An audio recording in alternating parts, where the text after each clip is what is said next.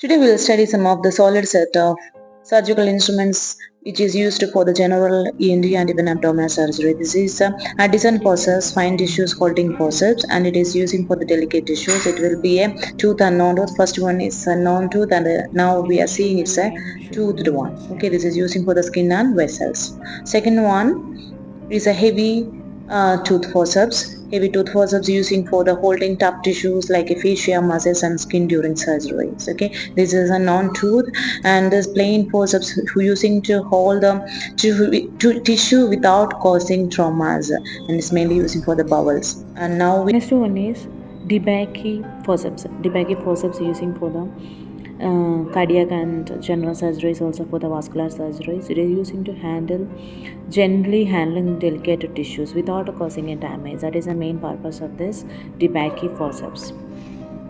one is scalpel. So we have another name, scalpel, BP handle, and blade holding things. And this is using to make the precious skin or tissue incisions.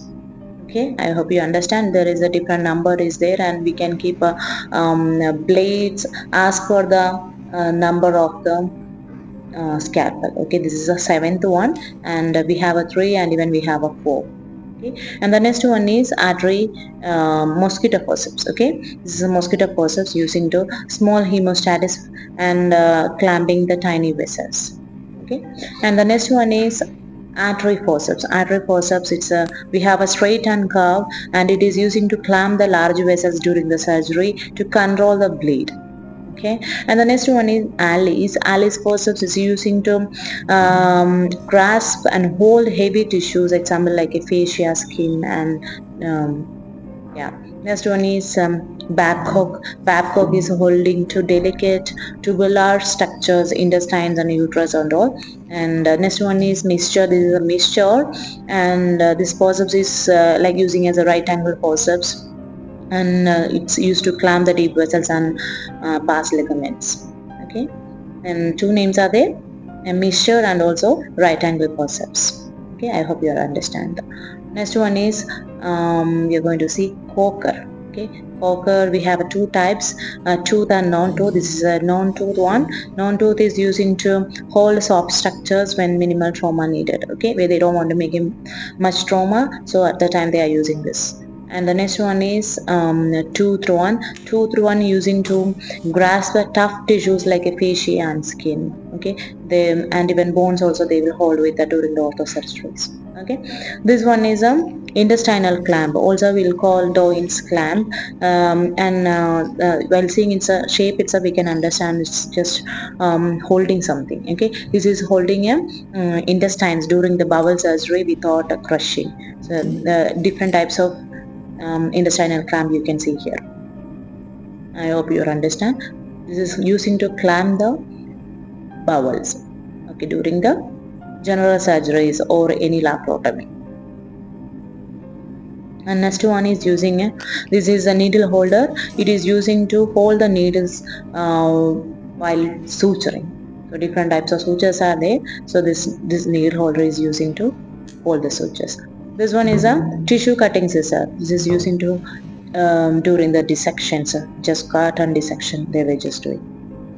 And this is a straight scissor. This scissor is using to cut the sutures, gauze pieces, okay, occasionally for the surface tissues. Okay, this is a skin hook. Skin hooks generally retract the skin edges in the delicate areas like mastectomy and all. Okay, this is a suction cannula. Suction cannula is using to evacuate the blood fluids and debris from the surgical field. This is a catch pour retractor. It's a sharp retractor, hold back skin and fascia during the deeper surgeries like especially for the cosmetic surgeries we are using, or any kind of mouth surgery, ENT surgery we are using. This is a towel clip.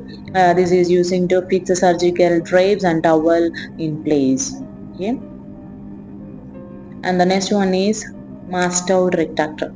Mastoid retractor is a self-retaining retractor. We don't want to hold for all the whole surgery. We can place over there.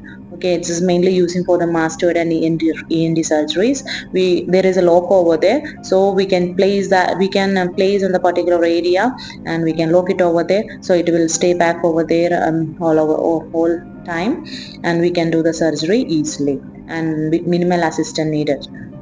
So that is the main function of mastoid retractor. Next one is Langenbach retractor.